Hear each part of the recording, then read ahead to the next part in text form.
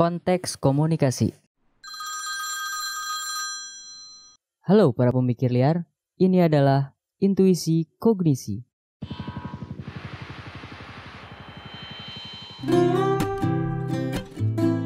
Saat kita berbicara dengan orang lain, tentunya pola komunikasi yang kita gunakan dalam berinteraksi akan berbeda-beda, tergantung situasi dan kondisinya. Nah, dalam bidang komunikasi, perbedaan situasi tersebut disebut dengan konteks komunikasi. Dalam proses komunikasi, konteks komunikasi ini memberikan kejelasan tentang lingkungan di mana komunikasi itu berlangsung. Intinya, proses komunikasi itu dibatasi oleh sejumlah faktor, yaitu jumlah orang, tingkat ruang di antara yang berinteraksi, luasnya umpan balik atau respon, dan saluran yang tersedia. Saluran di sini maksudnya media ya. Nah, untuk lebih memudahkan kita melakukan proses komunikasi dengan lebih efektif, kita akan mencoba telaah apa aja sih konteks dalam komunikasi. Secara garis besar, konteks dalam komunikasi ini ada 7. Yang pertama, ada konteks komunikasi intrapersonal. Nah, komunikasi intrapersonal ini adalah komunikasi dengan diri sendiri. Ini sering kan kita lakukan kalau kita lagi sendiri. Ini adalah dialog internal dan dapat terjadi bahkan di hadapan individu lain. Komunikasi intrapersonal adalah apa yang terjadi di kepala kita, bahkan ketika kita sedang bersama orang lain. Komunikasi intrapersonal biasanya lebih berulang daripada komunikasi yang lainnya. Kita terlibat di dalamnya berkali-kali setiap hari. Konteks ini juga unik dari konteks lainnya, karena mencakup saat ketika kita membayangkan, memahami, melamun, atau memecahkan masalah di dalam kepala kita. Komunikasi intrapersonal lebih dari sekedar bicara dengan diri sendiri. Ini juga mencakup banyak atribusi yang mungkin bikin kita memikirkan tentang perilaku orang lain. Komunikasi intrapersonal banyak berpusat pada kognisi, simbol, dan niat yang dimiliki oleh kita. Uniknya lagi, prosesnya mungkin disengaja atau nggak disengaja.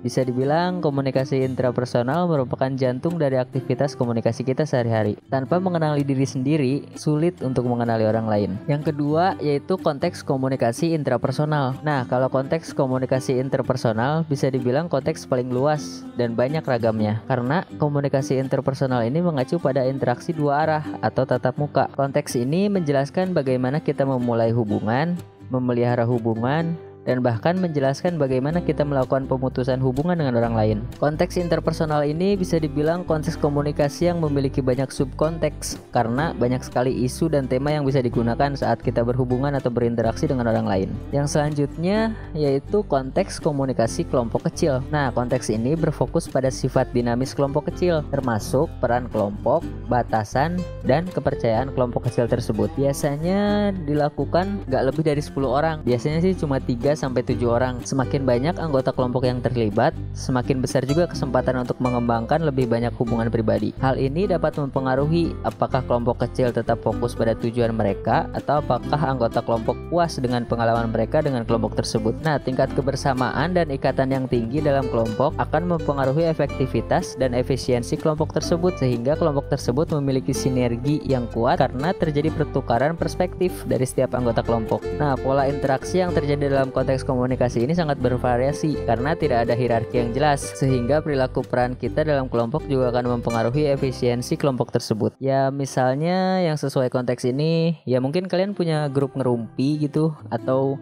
grup ngomongin sesuatu, grup keluarga kecil. Nah, itu salah satu konteks komunikasi yang grup kecil. Nah, yang keempat ada konteks komunikasi organisasi. Nah, konteks ini cakupannya lebih luas tuh dari konteks komunikasi kelompok kecil. Konteks komunikasi organisasi umumnya berkaitan dengan fungsionalitas organisasi, termasuk iklim, aturan, dan personil yang ada di dalamnya. Yang membedakan konteks organisasi ini dari konteks yang lain adalah hierarkinya jelas dan sebagian besar organisasi. Dalam konteks ini, organisasi harus dilihat sebagai entitas sosial.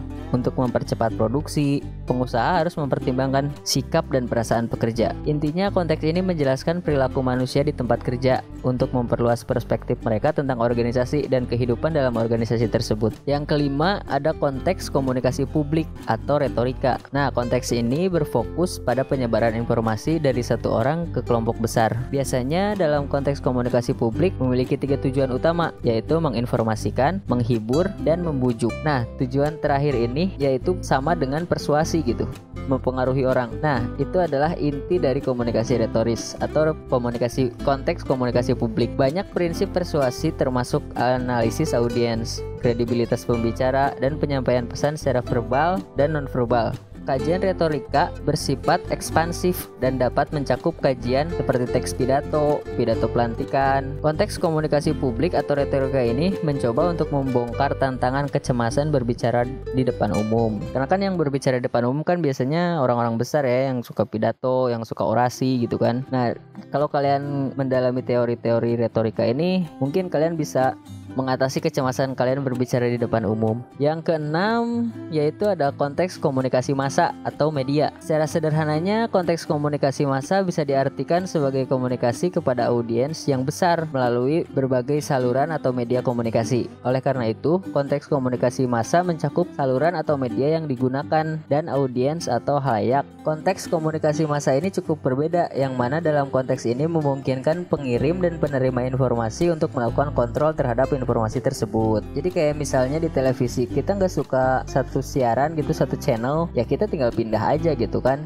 Jadi kontrol itu ada di komunikator dan ada di komunikan. Terakhir, konteks komunikasi budaya. Nah, konteks ini mengacu pada komunikasi di antara individu-individu yang latar belakang budayanya berbeda-beda. Biasanya banyak digunakan di teori komunikasi lintas budaya. Dalam konteks antar budaya, peneliti dan ahli teori dengan sengaja mengeksplorasi interaksi dan peristiwa antara dan di antara orang-orang dari budaya yang berbeda. Yang kedua, studi dalam konteks komunikasi antar budaya berarti peneliti secara inheren menerima kenyataan bahwa perilaku manusia itu didasarkan pada budaya. Dengan kata lain, budaya itu membentuk bagaimana kita memandang dan bagaimana kita bertindak. Meskipun berasal dari sejumlah perspektif budaya yang berbeda, kita harus menyadari bahwa banyak dari apa yang kita ketahui dan bagaimana kita berhubungan dengan orang lain itu adalah sebuah produk dari budaya.